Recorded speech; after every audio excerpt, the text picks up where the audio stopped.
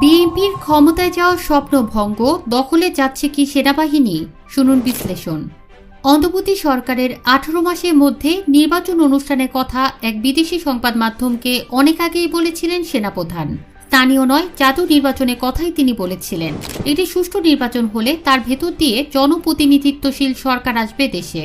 স্বৈরাচারী হাসিনা সরকারের পতনের ফলে যে নজিরবিহীন পরিস্থিতির সৃষ্টি হয়েছে, সেখান থেকে স্বাভাবিকতায় ফেরার এটাই সবচাইতে গ্রহণযোগ্য পথ। সেনাপ্রধান বলেছিলেন, 18 মাসের মধ্যে সংস্কার ও নির্বাচন আয়োজনে অন্তর্বর্তী সরকারের পাশে থাকবে সেনাবাহিনী। 2024 সালের 8ই আগস্ট শপথ নিয়েছিল মোহাম্মদ ইউনূস নেতৃত্বাধীন অন্তর্বর্তী সরকার। সে হিসেবে আগামী বছরের জানুয়ারির মধ্যে নির্বাচন হলেও সেনাপ্রধানের কথা রাখা হয়। সেনাপ্রধান নিশ্চয়ই সেনাবাহিনী মনোভাবই ব্যক্ত করেছিলেন। ইউনূস সরকারের যে এর সঙ্গে খুব ভিন্ন মত ছিল তা কিন্তু নয়। ডক্টর ইউনূস জাতিকে জানিয়েছিলেন, নির্বাচনের সময়টা নির্ভর করছে সংস্কারের ওপর। কম সংস্কার হলে নির্বাচন ডিসেম্বর, আর বেশি সংস্কার হলে আগামী বছরের জুনের মধ্যেই নির্বাচন অনুষ্ঠিত হবে। এ অবস্থায় মোট 11টি সংস্কার কমিশন গঠন করে সরকার। সেগুলো সুপারিশও এসে গেছে সরকারের হাতে।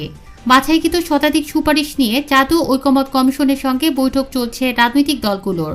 এর মধ্যে নানা উপলক্ষে প্রধান উপদেষ্টা কিন্তু একাধিকবার বলেছেন, ডিসেম্বরের মধ্যেই নির্বাচন আয়োজনের চেষ্টা করা হবে।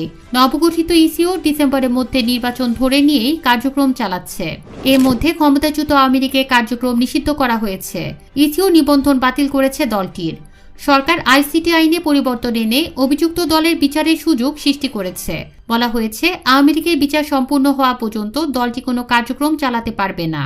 রাজনৈতিক দলগুলো যার যার অবস্থান থেকে এই সিদ্ধান্তকে স্বাগতই জানিয়েছে।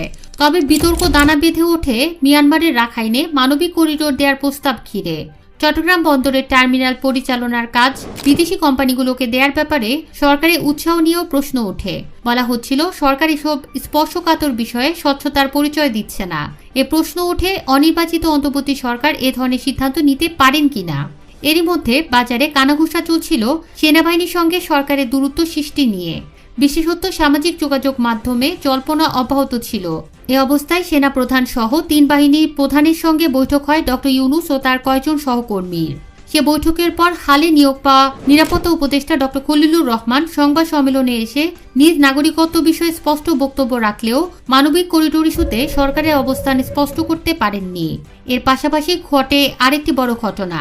সেনাপ্রধান তার সহযোগী কর্মকর্তাদের সঙ্গে এক বৈঠকে বসে মানবিক করিডোর সহ বিভিন্ন ইস্যুতে জোরালো বক্তব্য রাখেন। গণতন্ত্রের উত্তরণে দ্রুত নির্বাচনের দিকে যাওয়ার ওপর তিনি সব বিষয়ে গুরুত্ব আরোপ করেন। সেখানে আগের অবস্থান পুনর্ব্যক্ত করে তিনি বলেন, ডিসেম্বরের মধ্যেই নির্বাচন হয়ে যাওয়া উচিত। চলমান সংস্কার আলোচনা নিয়ে বলেন, এ বিষয়ে সরকারের সঙ্গে তার কোনো কথাবার্তা হয়নি। কোনো ধরনের সংস্কার না করে নির্বাচনে চলে যাওয়ার কথা কিন্তু তিনি বলেননি। কার্যত সংস্কারের প্রয়োজনীয়তা অস্বীকার কিংবা এর বিরোধিতা কেউ করছে না। সেনাপ্রধানের এসব বক্তব্যের সঙ্গে অন্য সামরিক কর্মকর্তারা একমত বলেই মনে হয়। সংবাদ মাধ্যমে অন্তত কোনো ভিন্ন মতের কথা জানা যায়নি। বড় ধরনের ভিন্ন মত থাকলে সেনাপ্রধান এত জোরালোভাবে বক্তব্য রাখতেন বলে মনে হয় না। মানবিক করিডোর এমনকি চট্টগ্রাম বন্দর সংক্রান্ত সিদ্ধান্ত নির্বাচিত সরকারের নেওয়া উচিত বলে তিনি মনে করেন। তার বক্তব্যে এমনটি এসেছে, রাজনৈতিক দলগুলোর সঙ্গে আলোচনা না করে কোনো গুরুত্বপূর্ণ বিষয়ে সিদ্ধান্ত নেওয়া অন্তর্বর্তী সরকারের পক্ষে অনুচিত। একই মনোভাব কিন্তু রাজনৈতিক দলগুলো থেকেও ব্যক্ত করা হয়েছে। তবে সরকার ক্রমে এককভাবে সিদ্ধান্ত গ্রহণের দিকে ঝুঁকছে বললে ভুল হবে না। ধারণা করা যায়, সেনাপ্রধানের বক্তব্যের পর তাদের মনোভাব বদলাবে। সরকারের মধ্যে তড়িঘড়ি সিদ্ধান্ত গ্রহণের প্রবণতাও বাড়ছে। এর প্রমাণ গভীর রাতে এনবিআর ভেঙে একে 2 টুকরো করার প্রজ্ঞাপন জারির ঘটনা। বিশ্বব্যাংক IMF এর শর্ত পূরণে এটি করতে গিয়ে খোদ এনবিআর কর্মীদের তীব্র বাধার মুখে পিছিয়েও এসেছে সরকার। সংস্থাটিতে আপাতত আগের নিয়মেই কাজ চলছে। IMF এর ঋণের কিস্তি নিয়েও বড় জটিলতার সৃষ্টি হয়েছিল মূলত সরকারি সিদ্ধান্তহীনতায়। সামনেই বাজেট ঘোষণা করবেন অর্থ উপদেষ্টা। বাজেট নিয়ে কিন্তু এর স্টেক হোল্ডারদের সঙ্গে তেমন কোনো আলোচনা হয়নি এবার। লক্ষণীয়, অর্থনৈতিক ব্যবস্থাপনা নিয়ে সেনাপ্রধান তেমন কিছু বলেননি। অর্থনীতি, বিশেষত আর্থিক খাতকে সংকটমুক্ত করার কাজে সরকার খারাপ করছে না। নতুন গভর্নর তৎপর রয়েছেন। তবে সরকার অর্থনীতি বিষয়ে শ্বেতপত্র প্রণয়নে যে কমিটি গঠন করেছিল তার প্রধান অর্থনীতি পুনর্গঠন নিয়ে হতাশা প্রকাশ করে চলেছেন। শিক্ষা কমিশন হয়নি বলেও অনেকে হতাশ। তবে বেশি হতাশা সৃষ্টি হয়েছে শিক্ষাঙ্গন ঘিরে। শিক্ষাঙ্গন থেকে গণ অভ্যুত্থানে সূত্রপাত হয়েছিল এবং ছাত্র তরুণরাই এতে নেতৃত্ব দেন, এটা অনস্বীকার্য। এও বলতে হবে শিক্ষাঙ্গন দীর্ঘ 9 মাস পরও স্বাভাবিকতায় ফেরেনি। মব ভায়োলেন্স চলছে সেখানেও। মব সামলাতে না পেরেই ডক্টর ওয়াহিদউদ্দিন মাহমুদকে শিক্ষা মন্ত্রণালয়ে ছাড়তে হয়। এরপরও শিক্ষাঙ্গনের সমস্যা উঠে আসছে রাজপথে। অন্যান্য দাবিতেও যমুনা অভিমুখে মিছিল, সড়ক অবরোধ হচ্ছে। এটা যেন দাবি মানা সরকার, অন্যায্য দাবিও মানতে হবে। এদিকে শুরু থেকে চলছে স্বৈরাচারের দোষর খুঁজে বের করে তাৎক্ষণিকভাবে শাস্তি দেওয়ার প্রবণতা। এটা বন্ধে সরকারকে উদ্যোগী দেখতে না পেয়েই সেনাপ্রধান বলেছেন সেনাবাহিনী আর মব সহ্য করবে না। তবে আগের মতো এ মনোভাবও ব্যক্ত করেছেন যে দ্রুতই তারা ব্যারাকে ফিরতে চান। সেনাবাহিনীকে দিয়ে দীর্ঘদিন পুলিশি দায়িত্ব পালন করানোর ব্যাপারে তাদের আপত্তি থাকাই স্বাভাবিক। সরকার 9 মাসেও পুলিশকে পুরো সক্রিয় করতে পারেনি। বিতর্কিত পুলিশের পোশাক পরিবর্তনেও সক্ষম হয়নি সরকার। পরিস্থিতি মোকাবেলায় মাঠে নামলেও গণ অভ্যুত্থানের শুরু থেকে সেনাবাহিনী হাসিনা সরকারকে তেমন সহযোগিতা করেনি। এতে সর্বস্তরের মানুষের ব্যাপক সম্পৃক্ততা দেখে তারা 3রা আগস্টেই সিদ্ধান্ত নেন জনবিচ্ছিন্ন সরকারের আদেশ মান্য না করার। সাবেক প্রধানমন্ত্রীর আত্মীয় বলে পরিচিত হলেও এমন ঝুঁকিপূর্ণ সিদ্ধান্ত নিতে পিছপা হননি সেনাপ্রধান।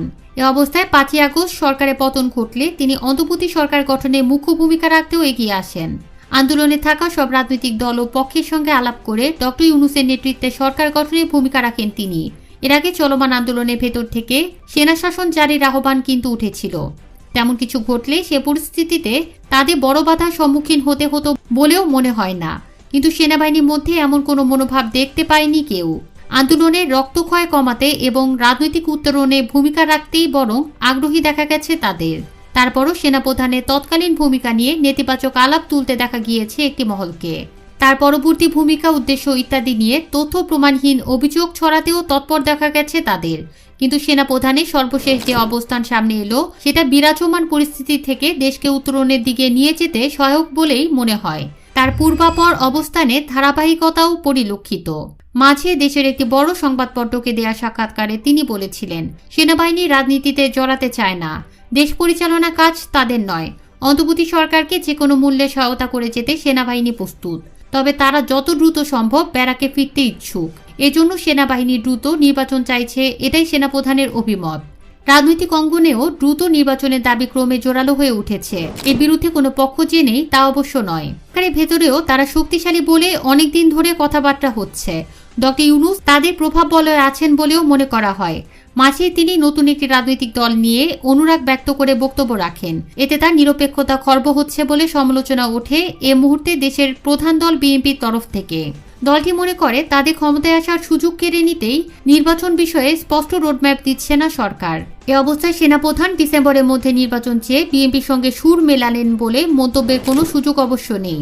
এটা তার স্বতন্ত্র অবস্থান। 18 মাসের মধ্যে নির্বাচন করে গণতন্ত্রে উত্তরণের দিকে যাওয়ার কথা তিনি বলেছেন এসব জটিলতা সৃষ্টিরও আগে। প্রধান উপদেষ্টা অবশ্য তখন বলেছিলেন এটি সেনাপ্রধানের মত। নির্বাচনের সময় নির্ধারণ করবে সরকার। ডিসেম্বরের মধ্যে নির্বাচন দিতে সরকার অনিচ্ছুক, এটা কিন্তু ডক্টর ইউনূস বলেননি কখনোই, বরং এ সম্ভাবনার কথাই বেশি করে বলেছেন। নভেম্বর ডিসেম্বরে আবহাওয়াও নির্বাচনে অনুকূলে থাকবে। দেখা যাক অধ্যাপক মোহাম্মদ ইউনূস কি করেন। নজিরবিহীন সংকট থেকে জাতিকে উত্তরণের দিকে নেয়ার যে দায়িত্ব গ্রহণ করেছিলেন সেখান থেকে পিছপা হওয়ার সুযোগ কি তার রয়েছে, প্রশ্ন উঠছে।